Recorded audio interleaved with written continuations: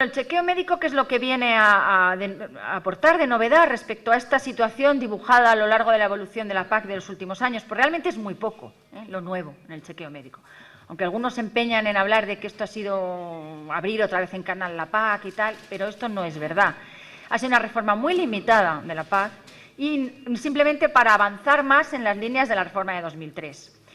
Sí que es verdad que las pretensiones de la Comisión al principio de las negociaciones eran ir un poquito más allá de lo que finalmente se ha ido, porque, por ejemplo, una de las propuestas que hizo la Comisión era abandonar el modelo histórico que tenemos nosotros de pago único, es decir, donde cada derecho vale lo que valía la prima de la que procede, por el modelo plano, que es tanto por hectárea igual para todos. Es decir, nos repartimos otra vez todos el dinero, pero ya una prima completamente igual a tanto por hectárea, independientemente del origen primitivo de donde viniera aquella ayuda, ¿no? Esa era la primera pretensión y eso sí que era una reforma pues gorda, porque suponía pérdida de derechos para algunos y ganancia para otros, es decir, era una especie de redistribución.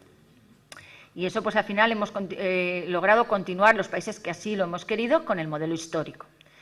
En conjunto, el chequeo médico, como sabéis, se aplica a partir de 2010. Hay alguna decisión en el sector lácteo que entra en funcionamiento en 2009, pero básicamente es a partir de 2010.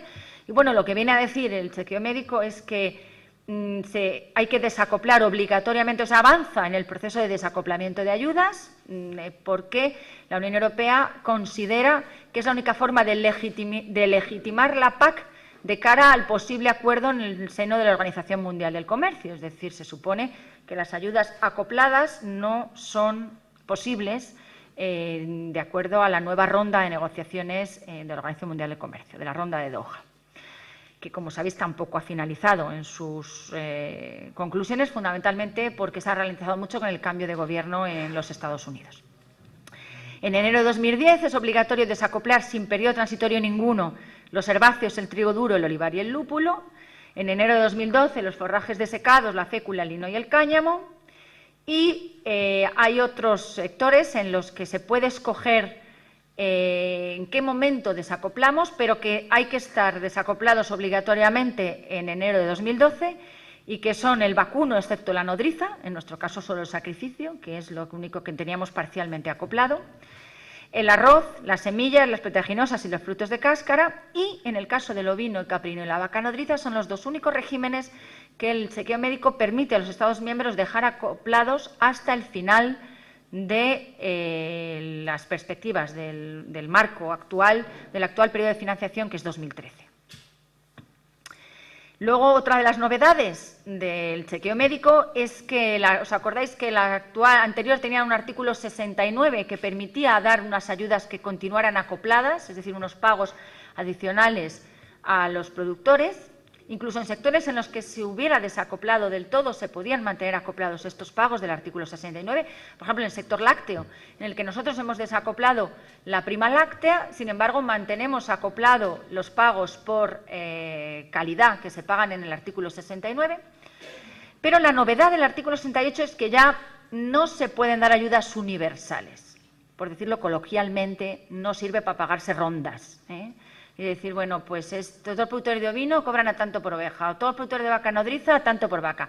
Porque realmente la Comisión sostenía, y no sin razón, de que esto era la puerta de atrás del acoplamiento. Es decir, yo primero desacoplo, pero luego busco una excusa y vuelvo a acoplar. Entonces, al final, esto era una trampa. Entonces, ¿qué es lo que ocurre? Pues que ya no se pueden dar ayudas a los productores por estar en el sector, por tener vacas, por tener ovejas, por tener producción láctea, sino por hacer cosas, hacer cosas siempre.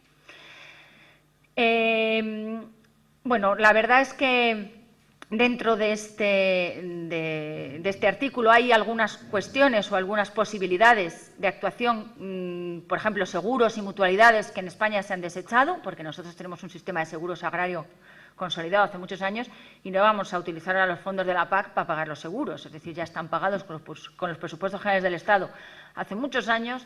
Y no era momento ahora. Hay países que, como no tenían sistema de seguros agrarios, pues van a utilizar fondos de la PAC para hacer seguros agrarios, que muchas veces decimos, hay que ver lo que va a pagar Francia, 1.400 millones en el chequeo, y lo que hay que ver es la letra pequeña, ¿en qué lo va a pagar? Pues en mutualidades y seguros una gran cantidad, y aquí el seguro está subvencionado hace muchísimos años. Fundamentalmente, hay dos líneas que destacar dentro de las posibilidades que concede el artículo 68, que son producciones ligadas a actividades agroambientales que mejoren la calidad y o la comercialización, y sectores con dificultades específicas. Y dentro de estos sectores con dificultades específicas, el reglamento menciona la leche, la carne de vacuno, el ovino y el arroz. Pero para dar esas ayudas, el sector debe estar totalmente desacoplado y no superarse los niveles actuales de producción.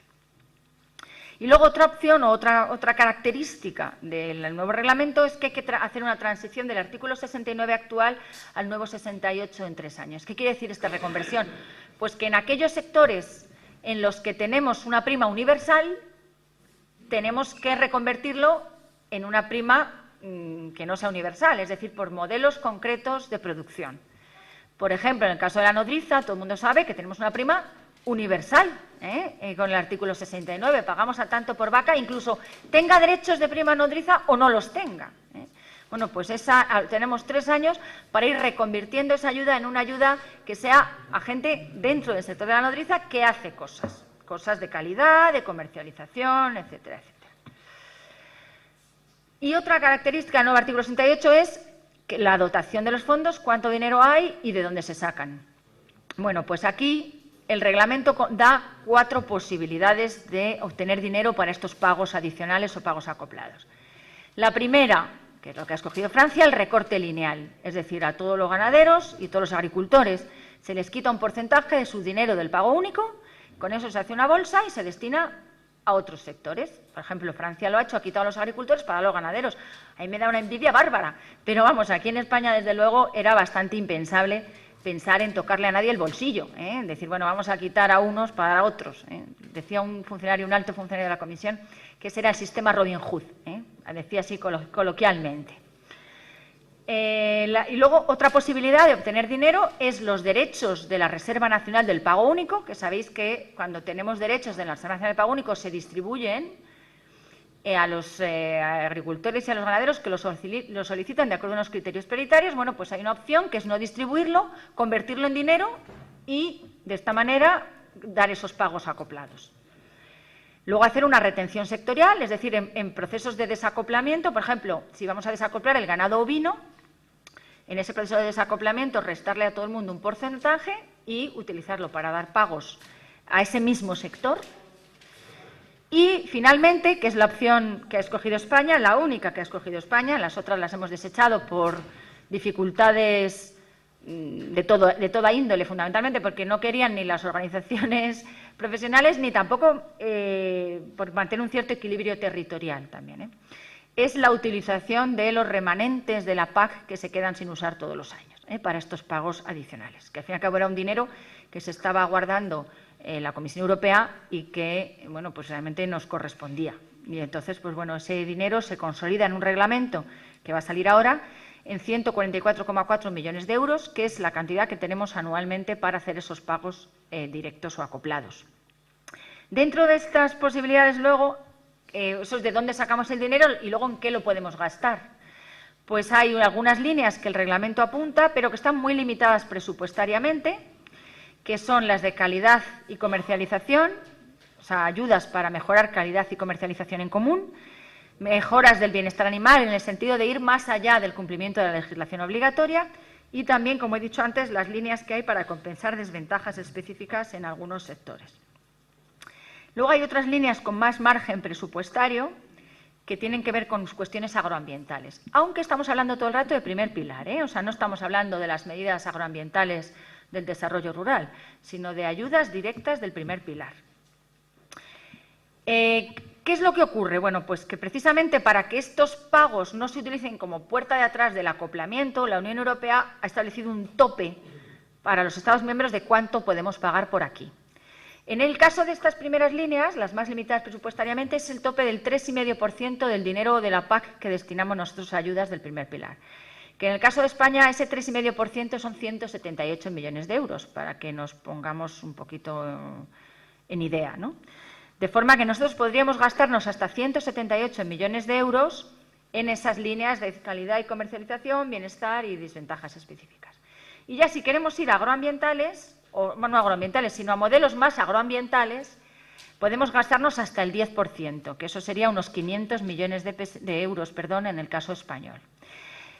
¿Qué es lo que ocurre? Que, bueno, hasta 154, en general, en ese techo del 3,5, que como digo son 178, nosotros solo tenemos 144, o sea que realmente no llegaríamos. Pero es que los pagos actuales del artículo 69 cuentan para ese 3,5. Es decir, el dinero que nos estamos gastando en el actual artículo 69 nos come techo del 3,5 y eso nos dificulta un poquito la gestión. ¿Qué es lo que ocurre en el vacuno de carne? Bueno, pues en el vacuno de carne, en España, se está pagando artículo 69 desde la otra reforma porque se hizo una retención sectorial al sector vacuno cuando se desacopló, con una dotación presupuestaria de 54 millones de euros que se divide en dos líneas. Como sabéis, un pago adicional de 47 millones de euros para los productores de vacas, que como he dicho antes, ahora mismo es un pago prácticamente universal, porque aunque se pone un techo de 1,5 UGM por hectárea para cobrarlo, pues realmente las vacas en España están por debajo de las 1,5 UGM por hectárea en prácticamente la totalidad de las explotaciones. Hay un límite de 100 vacas por ATP, bueno, una serie de condiciones. Y luego también estamos dando una parte, 7 millones de euros, al sector de la producción de terneros, es decir, del cebo, para sacrificar animales en algún programa de calidad de los otros que he mencionado antes, bien pliego de etiquetado facultativo, bien IGP, bien ganadería ecológica, con un límite de 200 animales por explotación o por socio de cebaderos si el cebadero es comunitario. Eso es lo que actualmente se está dando. En el caso de la nodriza, en el 2007 percibieron esta ayuda 1 millón y más de casi 700.000 vacas, lo que quiere decir que es una ayuda universal, teniendo en cuenta que tenemos vacas con derechos 1.441.000, es decir, hay bastantes vacas sin derecho que están cobrando esa ayuda. Bueno, ahí están los importes que se han dado y, bueno, prácticamente, o una cuenta de cuánto ascendería en el artículo 69, pues una explotación de 100 vacas percibiría de artículo 69 unos 2.287 euros al año, con todas las limitaciones que establece esta legislación. Siguiente parte del chequeo, la modulación. Bueno, pues la modulación, que es una práctica que comenzó en la reforma de 2003, pues en el chequeo médico se ha avanzado un poquito más en la modulación, que es quitar dinero del primer pilar, como he dicho antes, para poner en el segundo pilar, y que supone, con esta nueva modulación que se ha introducido en el chequeo, pasar de primer a segundo pilar aproximadamente 169 millones de euros. Teniendo en cuenta que en España recibimos 5.300 millones de euros del primer pilar, esto es aproximadamente el 3%. Sabéis que la Comisión pretendía cifras bastante superiores a ese 3% cuando comenzó la negociación. Esta modulación se hace de dos tipos, una modulación base, que es un 1% anual, a todos los productores, pero comenzando con un 2% en 2009 hasta alcanzar ese 5% en 2012, teniendo en cuenta que los fondos que se modulan, o sea, que se retiran del primer pilar para pasar al segundo, tienen que ser además complementados con presupuesto nacional, lo cual en un momento como este de contracción del presupuesto bastante notable, pues nos ponía en un problema a todos los Estados miembros. Y entonces, bueno, pues la Comisión lo que ha hecho para esta modulación es hacer una cofinanciación especial, que es el Estado miembro solo pone entre el 10 y el 25%, no pone el 50% como se ponía antes en la otra modulación. Y luego la modulación progresiva, que esa es en función de lo que se ingresa, es decir, para cantidades de PAC por encima de 300.000 euros al año, un 4% de retención adicional, aunque en España solo afecta al 0,02% de los productores. Esa es la otra parte del chequeo. ¿Y qué se va a hacer con ese dinero que se quita del primer pilar y se pasa al segundo? Bueno, pues hay una modificación en la legislación de desarrollo rural que dice que ese dinero debe servir para atender a lo que llaman los nuevos retos, y esos nuevos retos son la lucha contra el cambio climático, la biodiversidad, la gestión del agua, las energías renovables, medidas de acompañamiento para el sector lácteo y la innovación ligada a cualquiera de los retos anteriores. Innovación en cualquiera de esas líneas, biodiversidad, gestión de agua, de energías renovables, etcétera, etcétera.